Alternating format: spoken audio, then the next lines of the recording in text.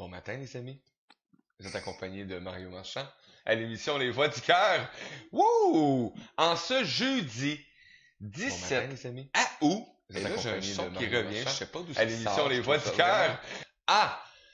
Vive le direct et vive un deuxième ordinateur bientôt, les amis. Donc, j'aurais pu cette petite problématique-là d'un retour de son. Accompagné de Mario Marchand à l'émission Les Voix du Cœur et de Julien Giraud. Et je disais Merlin, l'enchanteur, tantôt, avec les chroniques de Merlin. C'est ça. Et tu sais, tantôt, Julien, j'avais jamais porté attention, mais j'ai vu quelque chose comme Merlin, nouveau genre, nouveau monde, nouvelle époque des Merlins, parce que on sait que le Merlin d'aujourd'hui est loin d'être semblable au Merlin d'ancien monde. Et heureusement, hein? Quand on sait à quoi il ressemblait. Hey, mais sérieux, j'ai adoré quand j'ai vu, parce que bon, je vais sur ton site à toutes les fois. Et c'est drôle parce que j'avais jamais porté attention sur un petit détail, petite phrase. C'est souvent quand on va sur des sites, hein, on voit ce qu'on a à voir pour les 8 prochaines secondes. C'est ce qu'ils disent. Donc aujourd'hui, j'ai eu un autre 8 secondes merveilleux de découvrir autre chose sur Julien.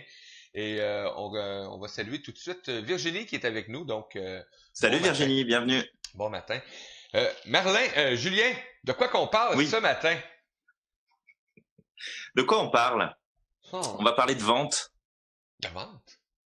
On va parler de vente. Pas le vent là, qui vente dehors, là, la vente. Non, non, la vente. Ah, quelque chose que souvent les gens sont pas en harmonie des fois. Je me sens drôlement impliqué tout d'un coup, mais bon. Allez-y, mon ami. Quelqu'un me parle. Je sais pas, j'entends un bruit dans mes écouteurs. Bon, ok. Hey, superbe de bon sujet, mon ami. Je te suis, j'embarque là-dedans à 100%. Donc, on va avoir encore énormément de plaisir, les amis. Et vous avez des questions, commentaires, gênez-vous pas, écrivez-les en direct. J'ai ma petite fenêtre ouverte ici. Je me vois bien de faire ça tantôt. Donc, je vais me faire plaisir de transmettre à Julien. Impeccable. Bon, alors pourquoi j'ai envie de vous parler de vente aujourd'hui? Pas pour vous apprendre à faire de la vente, bien que ça pourrait être intéressant, mais juste de comprendre que le processus de vente n'est pas seulement le fait de vendre un produit ou de vendre un service. C'est pas parce que tu travailles dans un bureau ou que tu travailles dans un domaine où tu n'as pas besoin de faire de vente que le processus de vente ne fait pas partie de ton quotidien, ne fait pas partie de ta vie. Et je crois qu'il est important de comprendre que on est tous des vendeurs, des vendeuses, et que si on prend pas conscience du pouvoir qu'on a de vendre, ne serait-ce que notre propre personne, nos compétences ou ce que l'on peut mettre en avant pour atteindre nos résultats, ça va être très difficile finalement d'obtenir des choses. Parce que s'il y a bien une chose que j'ai pu valider finalement jusqu'à maintenant, c'est que oui, tu peux faire beaucoup de choses tout seul. Tu peux, même si concrètement tu le fais pas vraiment tout seul, mais tu peux avancer par toi-même, tu peux prendre des décisions, tu peux poser des actions, mais dans une certaine mesure, tu vas être limité très rapidement dans le résultat que tu peux obtenir. Donc la solution serait de faire appel à d'autres personnes, d'amener d'autres personnes à vouloir aller dans la même direction que toi, à t'apporter des stratégies, à t'apporter des éléments. Mais si t'es pas capable de vendre, comment tu peux voir tes rêves se réaliser? Si t'es pas capable de vendre, comment tu peux trouver les stratégies, les compétences, les ressources dont tu as besoin pour pouvoir aller de l'avant? Et encore une fois, je vais pas faire un cours de vente parce que déjà d'une, on n'aurait pas le temps. Et de deux, c'est pas le but. Mais c'est surtout de comprendre que derrière la vente, il y a une transaction. Et une transaction, c'est pas nécessairement je te donne un service, je te donne un bien matériel et tu me donnes de l'argent en échange. Une transaction, c'est avant tout un lien qui va connecter deux individus. C'est ça, une transaction. Qu'est-ce que tu dis, Mario? Entièrement d'accord avec ça. C'est une transaction, c'est ça. C'est un échange d'idées, un échange émotionnel, un échange de paroles, un échange d'attitude, un échange de présence, d'écoute, qui se fait entre deux individus. Et si t'es pas capable de vendre, t'auras des difficultés à créer cette transaction, à créer ce lien. Tu sais, tu pourrais très bien être installé dans ton bus le matin, en train de te dire, ah, j'ai ce projet, mais je sais pas comment je peux faire. Je sais pas comment en parler. Je sais pas si un jour je pourrais y arriver. Et ça se trouve, tu le sais pas. Mais l'univers, il vient juste de placer une personne à côté de toi dans le bus. Une personne qui a le potentiel de te faire aller plus loin, de te donner la réponse dont tu as besoin. Tu sais, le tout petit truc. D'accord? Pas de te donner 3 millions pour que tu finances ton projet. Non, non. Juste la petite information qui te manque. Bah, parce que t'es pas vendeur et que tu sais pas vendre, et bah, tu gardes ton projet pour toi. Et puis, bah, tu continueras de prendre le bus tous les matins pour aller dans ton travail que t'aimes pas. Voilà Quand ce qui même va se passer. extraordinaire la façon que tu viens d'amener ça, puis c'est vraiment une réalité. Mais par contre, ça demande aussi, Julien, on parle, oui, bon, moi j'ai souvent utilisé ce terme-là, je suis loin d'être un bon vendeur, mais en vérité, tout le monde me considérait comme un bon vendeur quand j'avais des articles à vendre. Mais un moment donné, je suis rentré dans une étape de ma vie où quand il fallait que j'annonce quelque chose, j'étais comme paralysé. Je disais, ben non, mais j'ai rien à vendre, là, c'est pas vrai, c'est pas, pour moi, c'était pas quelque chose qui se vendait. Dans ma tête, là, hein, on Mhm. s'entend. Jusqu'au jour que je réalise, ben non, mais j'ai une valeur, mais il y a plusieurs façons de vendre, comme tu amenais, mais comment se démêler dans tout ça, Julien? Oui, ben, écoute, déjà, le simple fait de se dire, je suis pas bon vendeur. Faut En trouver. fait, déjà, c'est une croyance qui est limitante. Parce que à partir du moment où tu te considères comme quelqu'un qui est pas bon vendeur, bah, tu vas pas prendre la parole, tu vas pas présenter tes projets, tu vas pas amener tes idées, tu vas pas essayer de te vendre, justement. Donc, tu vas simplement te contenter des petites opportunités qui se présentent toutes faciles, toutes simples autour de toi. Tu vas pas aller chercher celles qui valent vraiment la peine. Ça, c'est la première chose. La deuxième chose, c'est de croire que c'est cette croyance-là qui est le problème. Mais c'est pas cette croyance-là qui est le problème. C'est quelle est la croyance que tu as concernant les gens qui font de la vente, concernant les vendeurs. C'est comment que tu les vois. C'est de quelle manière que tu les perçois. Est-ce que c'est des escrocs? Est-ce que c'est des voleurs? Est-ce que c'est des menteurs? Est-ce que c'est des requins? Est-ce que c'est des gens qui sont pas sympas? Est-ce que c'est des gens qui pensent qu'à eux? Est-ce que ce sont des gens qui sont égoïstes? Est-ce que ce sont des gens qui sont parvenus? Est-ce que c'est des opportunistes? C'est quoi la définition que tu as du vendeur? Non, non, mais Et tu viens de si tu décrire. prends conscience de quelle est la définition que tu as du vendeur, tu vas comprendre pourquoi toi, tu n'es pas un bon vendeur. Parce que tu n'as pas envie de devenir cette personne-là. Effectivement. Surtout si tu Donc, viens de la décrire c'est... exactement comme tu viens de la décrire, j'ai pas le goût d'être un vendeur, mais pas du tout. Hein? Ça fait pas envie, hein? Pas du tout. Mais c'est vrai Enfin, quand même, la perception qu'on peut avoir du vendeur, en général, souvent, si on n'est pas en harmonie avec avec ce métier, cette façon d'être aussi, hein, parce que ça prend des qualités extraordinaires. Donc, si t'es hmm, pas en harmonie avec ça, ben c'est sûr que t'as pas le sentiment de vouloir devenir un vendeur, tout simplement. ben, c'est ça. Et souvent, ce qu'on va faire quand on a ce type de croyance, c'est qu'on va simplement prêter attention, finalement, aux personnes qu'on rencontre et qui exercent ce métier, quel que soit le domaine d'ailleurs, hein, ça peut être de la vente de services comme de la vente de biens. On perçoit ces personnes et on ne retient que les aspects négatifs, que les personnes qui ont une attitude négative. Mais il faut bien se le dire, il y a des cons partout. Il y a des cons chez les médecins, il y a des cons chez les vendeurs, il y a des cons J'adore. chez, je sais pas, chez ton entrepreneur. Il y en a partout. Donc, si tu sélectionnes simplement les expériences et les attitudes et les comportements qui viennent juste confirmer que tous les assureurs sont des escrocs, tous les garagistes sont des voleurs, enfin, tu fais des généralisations sur tout. Et finalement, sans t'en rendre compte, au fond de toi, tu crées des modèles qui vont représenter un certain type de réussite, un certain type de succès, un certain type d'action. Et puis toi, tu vas juste dire, ah non, non, moi, j'ai pas envie de devenir comme ça. Et pendant très longtemps, j'ai eu cette même croyance de dire que ah non, moi je suis vraiment pas bon vendeur. Non, non, je peux pas vendre, ça marche pas, je suis trop nul, ça marche jamais. Et ce qui se passe, c'est qu'à chaque fois que je devais vendre quelque chose, et quand tu travailles à ton compte, t'as intérêt à être vendeur, parce que sinon, hein, on se entend que ça devient vite compliqué. Bah, ce qui se passe, c'est que finalement, toutes les expériences où tu peux vendre, ça fonctionne pas. Pourquoi? Pas parce que t'es pas bon vendeur, parce que t'as pas envie de devenir ce type de vendeur que tu as en tête. Et à partir du moment où tu comprends que c'est pas parce que tu es gentil que tu peux pas être vendeur. C'est pas parce que tu as une éthique que tu peux pas être vendeur. C'est pas parce que tu as des valeurs qui sont positives, de partage, de bienveillance, d'amour, de tout ce que tu veux, que tu peux pas être vendeur. il faut comprendre que ce sont nos croyances qui nous limitent sur cette capacité qu'on a tous à vendre. Moi, je suis désolé quand tu vois des parents qui sont avec leurs enfants, là, qui se promènent ou qui vont faire les courses ou peu importe. Quand tu as un petit bout de chou là de 5 ou 6 ans qui tape une crise pour avoir une glace et que les parents finissent par céder, si ça, c'est pas un bon vendeur, je sais pas ce que c'est. C'est ça, je m'en allais dire. D'accord? C'est qu'à un moment donné, on a tous cette capacité de pouvoir vendre, de pouvoir convaincre et de pouvoir amener les autres à avoir une vision claire et à s'inscrire dans ce qu'on souhaite faire, dans ce qu'on souhaite atteindre. C'est juste qu'à un moment donné, je sais pas, t'as décidé un jour comme ça de te dire, bah non, les vendeurs, c'est des salopards, j'ai pas du tout envie d'être comme ça, donc non, c'est pas pour moi.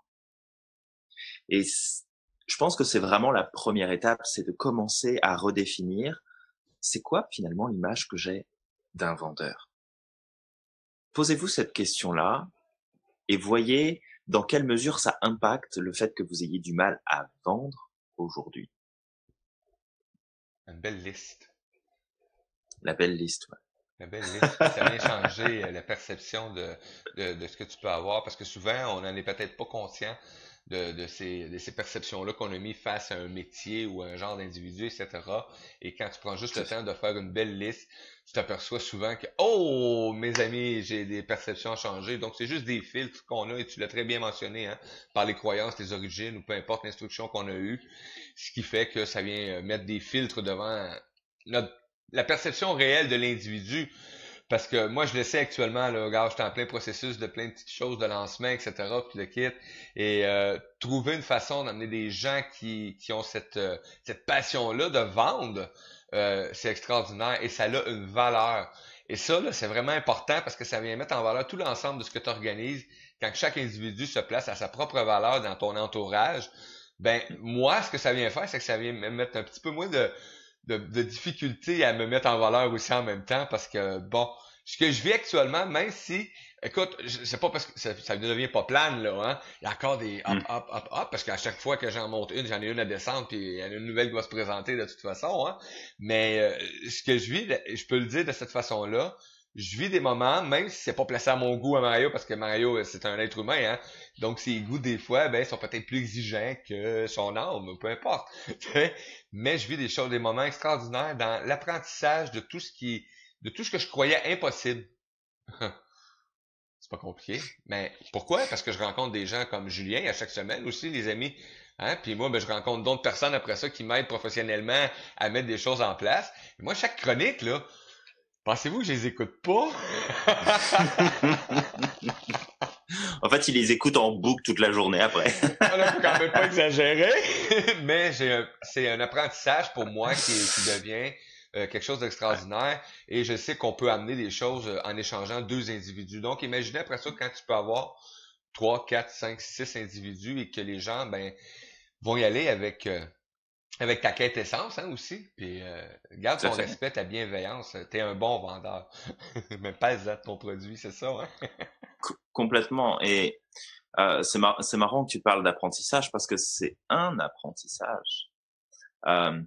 Tu sais, à partir du moment où, je reprends mon exemple, mais tu travailles à ton compte, tu as besoin de vendre ton service ou ton produit, si tu veux pouvoir payer tes factures, si tu veux pouvoir te payer le rythme de vie que tu as envie d'avoir, il faut que tu te bouges, il faut que tu ailles vendre.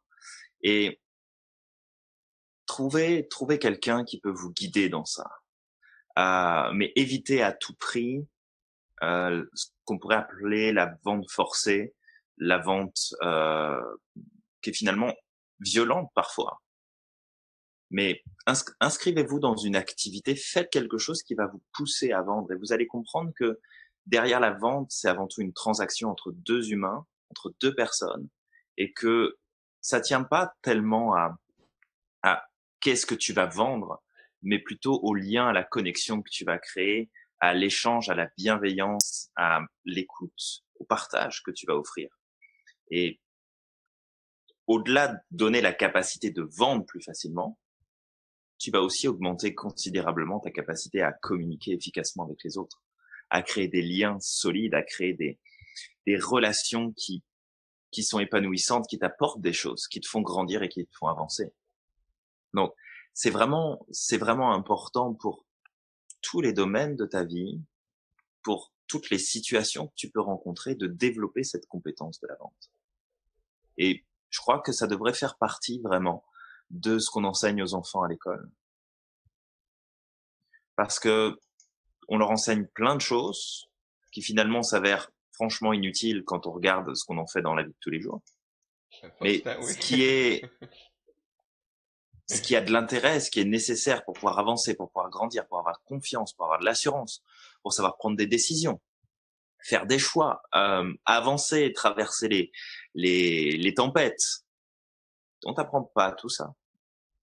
Et la vente fait partie des compétences que tu dois développer. Et si aujourd'hui vous travaillez dans un domaine qui est pas, où vous faites absolument pas de vente, vous n'avez pas de processus de vente qui est en place, bah vous pouvez vous trouver une activité, ça peut être du bénévolat par exemple. Le bénévolat, vous avez besoin de vendre des choses. Tu sais, tu peux aller faire du bénévolat pour la protection des animaux, tu peux faire du bénévolat pour aller récolter des fonds pour le cancer, tu peux faire ce que tu veux. Mais il va y avoir une transaction, il va y avoir de la vente à faire. Et que tu peux très bien faire ça, ou alors participer à ce qu'on appelle le marketing multiniveau, ce qu'on appelle le MLM, même si je sais qu'en France, il y a encore une perception assez négative de ça. C'est une des meilleures écoles de vente. Il y a quand même beaucoup de perceptions négatives, effectivement. Je sais pas comment c'est au Canada, j'ai pas trop remarqué. Il y a quand même encore, je considère, beaucoup de perceptions négatives parce que bon, c'est juste été peut-être mal réinterprété. Tu sais, c'est juste la façon de mettre en place de toute façon, là. Donc, moi, je crois qu'il y a vraiment possibilité de développement dans ce milieu-là et oui, des belles opportunités qui se présentent aussi, là. Ouais, tout à fait. Alors, après, si ça vous plaît, pour les gens qui nous écoutent là en direct, et puis les personnes qui t'écoutaient après en rediffusion, vous plaît d'aller dans ce système-là, vous pouvez y aller. Ouh, on a une petite coupure, 2 secondes, on va retrouver Julien, les amis. Hop là! Puis on prend une heure pour... Ça sera pas bien long, Julien. On te perd verbalement actuellement. Est-ce que tu es de retour? Bon. Ben oui. Si vous voulez embarquer dans ce processus, est-ce que tu es là, Julien? Ok, les amis. Ça allait être... Tu m'entends? Oui, tu es revenu! Impeccable. On bouge plus, on garde la pause. On garde la pause.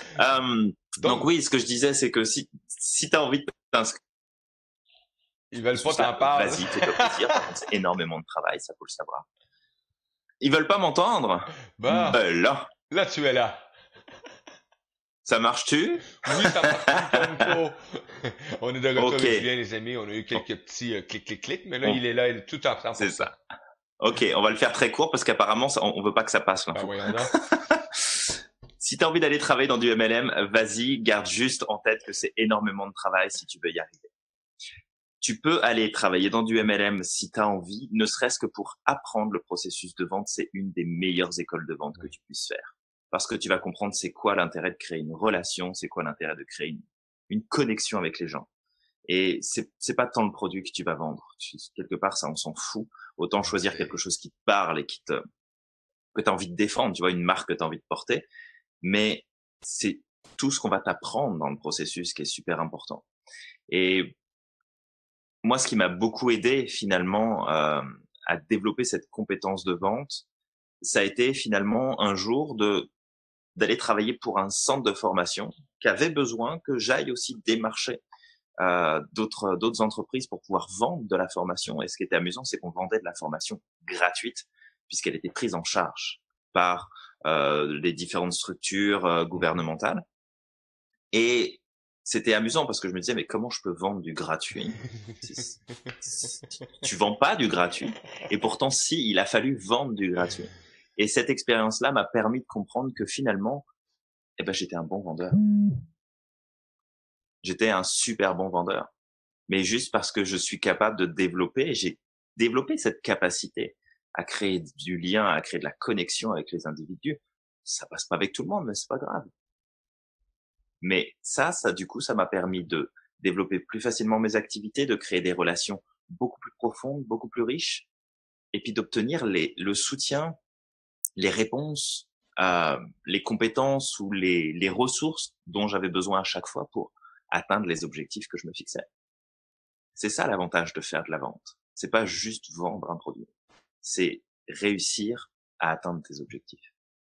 Donc, de se fixer des objectifs, donc c'est primordial et de toute façon, pour chaque projet que tu veux mener à terme, ça te prend des objectifs, mais dans la vente, de t'amener justement à réaliser ces objectifs-là, ben, te permet de développer encore plus ton potentiel. Ouais, complètement. Complètement, parce qu'en plus, tu le disais tout à l'heure, quand tu as cette croyance, cette vilaine croyance qui te dit que t'es pas un bon vendeur, bah, quand il s'agit de parler de toi et de parler de tes projets et de parler de ce qui te fait envie, bah, d'un seul coup, t'as plus confiance, t'as plus d'assurance, tu sais plus quoi dire, t'es complètement perdu. Ah, ça part en cacahuète. Complètement, complètement. Et ça part pas en cacahuète parce que tu connais pas ton projet, parce que tu sais pas qui tu es, parce que t'as pas confiance ou pas assez d'assurance. T'as tout ça. C'est juste que ta croyance, elle est tellement ancrée qu'elle te donne l'expérience à vivre qui va avec. Donc, comme tu as pas envie de devenir ce requin méchant, voleur, escroc, menteur, bah, tu préfères pas le faire. Comme ça, au moins, on ne jugera pas comme une mauvaise personne. Et je le sais pourquoi j'ai de la misère à vendre. Moi, tu sais, quand j'étais plus jeune, on m'a fait vendre des balayeuses à des personnes âgées. Et puis qu'il n'y en avait même pas de besoin. C'était pour une compagnie que je nommerai pas. Mais je trouvais ça vraiment dégueulasse ce qu'on faisait. Ça, puis des ampoules longue durée, qui c'était pas vrai, mais bon. J'ai fait ça. C'est ça, c'est... Et ça, là, c'est pas de la bonne vente. Non, mais c'est complètement ça. C'est que il y a plein de gens qui vont vendre de la mauvaise manière. Ah, Vous avez des vendeurs qui sont sans scrupules et qui vont faire de la vente forcée et qui vont, la seule chose qui compte, ça va être de vendre. Mais vous avez tellement d'autres, si vous regardez bien, ah oui. que quand vous rentrez dans un magasin, quand vous allez demander un service, quand vous allez recevoir quelque chose qui est pas de la vente. Vous allez vivre une interaction avec la personne et vous allez obtenir un résultat de cette interaction. Un rapport humain. C'est du rapport humain. Et quoi qu'on dise, quoi qu'on fasse, on est en permanence en transaction avec les autres. Tout le temps. Tu sais, quand tu es en train d'expliquer à tes enfants qu'ils doivent aller faire leurs devoirs plutôt que de regarder des dessins animés à la télé, quoique des fois, je suis pas sûr que les devoirs qu'on leur donne soient très utiles, mais bon, ça c'est autre chose. T'es en train de vendre un truc à ton enfant. Oui. T'es en train de lui vendre l'idée qu'il faut qu'il aille faire ses devoirs plutôt que de regarder la télé. Et moi, à choisir, ça serait ni la télé ni les devoirs, mais plutôt une autre activité. Mais bon, ça c'est autre chose. Mais moi, il retournerait dehors tout de suite à la course. Mais finalement, tu vends à tes enfants. Oui. Tu sais, quand t'expliques à ton mari ou à ta femme que tu aurais peut-être besoin de changer de voiture ou qu'il faudrait peut-être partir à tel endroit en vacances, tu fais de la vente. On fait de la vente en permanence. Tout le temps. Et t'en fais même à toi-même le matin quand tu te lèves. Tiens, qu'est-ce que je vais mettre aujourd'hui? Ah ouais, alors si je mets ça, non, je vais peut-être mettre plutôt ça. Tu fais de la vente. T'es en train de te convaincre tout seul qu'il faut que tu portes quelque chose de précis aujourd'hui. T'en fais en permanence. Si tu prends pas conscience que tu le fais tout le temps et que tu as le pouvoir de le faire sur les choses qui sont importantes pour toi pour obtenir des résultats, il n'y a pas grand monde qui va le faire à ta place. Ou si tu vas acheter les idées des autres. Et les tiennes, tu vas les mettre au placard. Ah, clac. Bon, merci. Bonsoir. C'est ça, on n'en parle plus. Hey, fait que maintenant, ben, c'est la vente des autres idées qui vont être mises en place tout simplement. Puis là, ben, tu patauges, mon ami. C'est ça. Est-ce que j'ai déjà pataugé longtemps dans ce merdier, excusez. Mais... Ouais. mais je suis le créateur, j'étais le créateur par tout plein de filtres, hein. Je l'en ai parlé tantôt et tu l'as très bien expliqué en entrée de matière.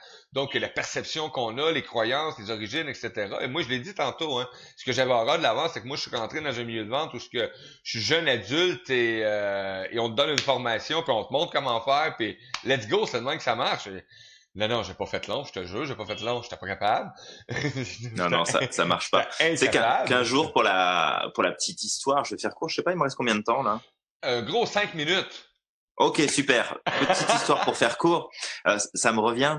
J'avais rencontré un gars qui travaillait dans de la vente de... c'était quoi? C'était des produits de téléphonie mobile pour les entreprises, je crois. Ouais, ça doit être ça. Et puis on avait discuté, c'était lors d'un réseautage, on avait discuté sur ce qu'était le leadership et sur comment finalement il s'occupait de son équipe. Et il me tenait dur comme fer que le principe du bâton et de la carotte, ça fonctionnait merveilleusement bien. Et il m'expliquait aussi que dans son processus de vente, il faisait exactement la même chose avec ses clients. Et il me disait que ça fonctionnait bien, mais que il rencontrait quand même un problème sur le long terme, c'est que les contrats qui se terminaient, il avait du mal à les faire repartir. Il comprenait pas que le bâton et la carotte, c'était pas la meilleure des solutions. Non. Et que d'être dans la vente forcée, dans la vente obligée, dans la vente menace, oui, ça peut fonctionner sur le coup. Mais sur le long terme, tu perds beaucoup.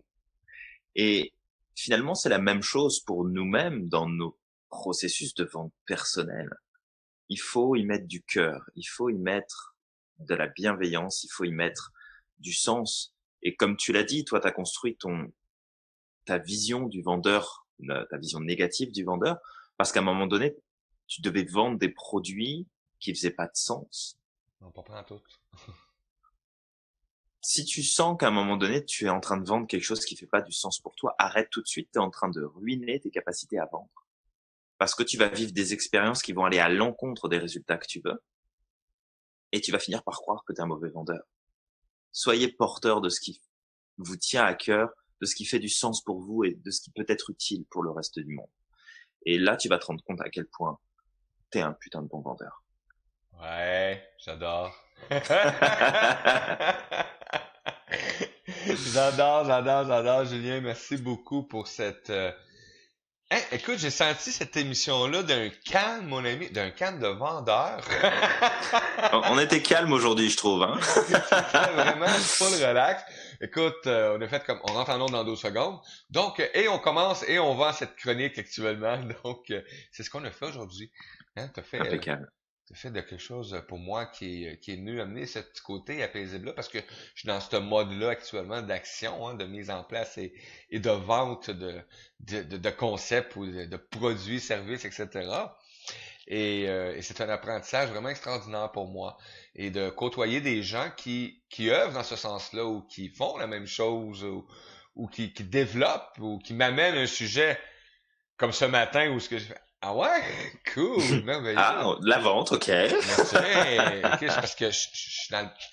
Juste avant qu'on rentre, Julien, j'étais en train de finaliser les derniers documents pour envoyer aux gens. Justement, donc c'était dans l'air. On était dans le timing, c'est bien, c'est synchronisé. Hey, merci Synchronicité, pardon. Oui. Et Julien, on peut te retrouver facilement, les amis. Vous voyez sur la bande vidéo actuellement que vous écoutez, il y a une belle petite phrase hein, que Julien, je vous l'ai dit, je l'adorais cette phrase-là, je le dis à toutes les fois. Quelle différence feriez-vous si vous aviez le pouvoir de réaliser ce que vous souhaitez? julien-giraud.com. Donc, gênez-vous pas, allez voir aussi les activités.